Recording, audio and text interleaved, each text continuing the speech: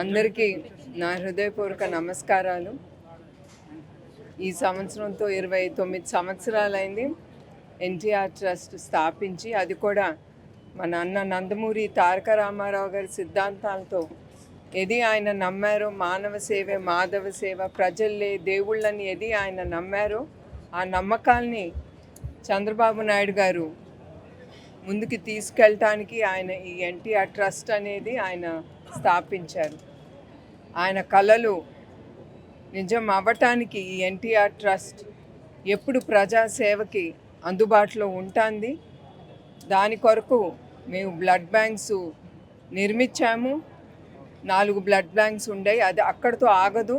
అనంతపూర్ మిగతా ఎక్కడ అవసరమో అక్కడ ఈ బ్లడ్ బ్యాంక్స్ మేము ముందుకు తీసుకెళ్తాము.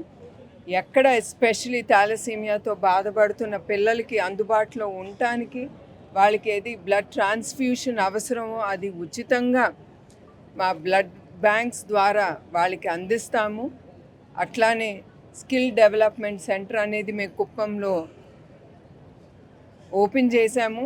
దాని ద్వారా మహిళలు, యువకులు అందరూ వాళ్ళకి ఏ స్కిల్స్ మీద వాళ్ళకి ఏ ఇంట్రెస్ట్ ఉందో అది మేము ఆలోచించి అవి ముందుకు తీసుకెళ్తున్నాం. దాని ద్వారా ఎంప్లాయ్మెంట్ అనేది వాళ్ళు స్కిల్ డెవలప్ చేసుకుని వాళ్ళకి ఎంప్లాయ్మెంట్ అనేది కలగాలనే ఇది తీసుకెళ్తున్నాం. అదే కాకుండా వాళ్ళ ఉపాధియే కాదు, వాళ్ళు మిగతా వాళ్ళని పెట్టుకుని కూడా వాళ్ళు అందుబాటులో ఉన్న సహకరిస్తున్న వాళ్ళకి వాళ్ళు సహకరిస్తున్నారు.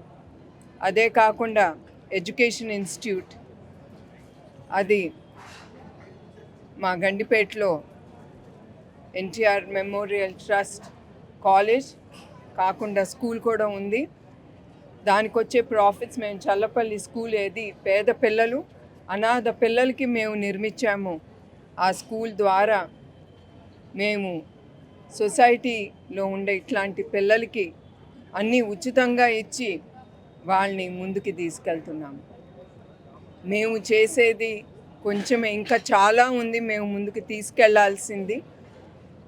ఇవన్నీ మేము ముందుకు తీసుకెళ్తున్నామంటే ఇది ఒట్టి మా ఎన్టీఆర్ ట్రస్టే కాదు, మాకు దాతలు మమ్మల్ని నమ్మి అది 10,000 అవునే, 5,000 అవునే, లక్షలు అవునే, కోట్లు అవునే, అది ఏది వాళ్ళు నమ్మి మా ట్రస్ట్కి ఇస్తున్నారో వాళ్ళందరికీ నా హృదయపూర్వక నమస్కారాలు. అదే కాకుండా మీకు ఒకటి చెప్పదలుచుకుంటున్నాను. మా అకౌంట్స్ అన్నీ చాలా ట్రాన్స్పరెంట్, ఆడిటింగ్ జరుగుతూ ఉంటుంది.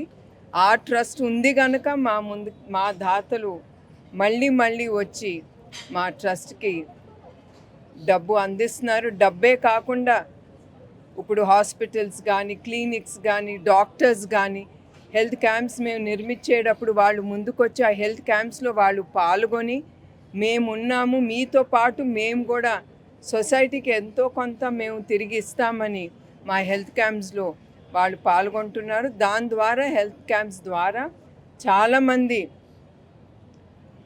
ట్రైబల్ ఏరియాస్లో కానీ ఎక్కడ వాళ్ళకి సౌకర్యాలు అందవో వాళ్ళందరికీ కొంచెం వరకు మేము అందించగలుగుతున్నాము. మేము ఏది చేయలేమో ఆ క్యాంపులప్పుడు మేము గవర్నమెంట్ హాస్పిటల్స్ కానీ, కార్పొరేట్ హాస్పిటల్స్తో పాటు వాళ్ళని అక్కడికి పంపిస్తున్నాము. అది మేము చేసే సేవ కార్యక్రమాలు. హెల్త్ క్యాంప్స్కి వస్తే కుప్పంలో కానీ మిగతా చోట్లలో ఫ్రీ హెల్త్ హాస్పిటల్స్ ఉన్నాయి.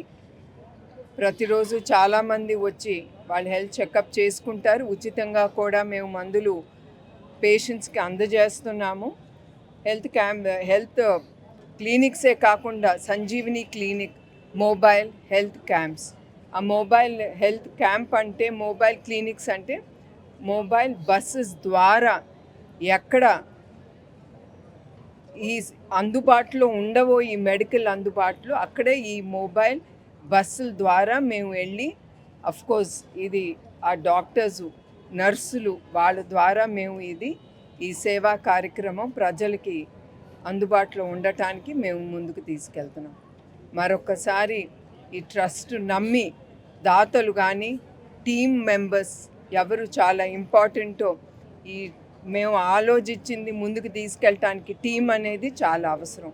వాళ్ళు అందరికి కూడా నా హృదయపూర్వక ధన్యవాదాలు, నమస్కారాలు.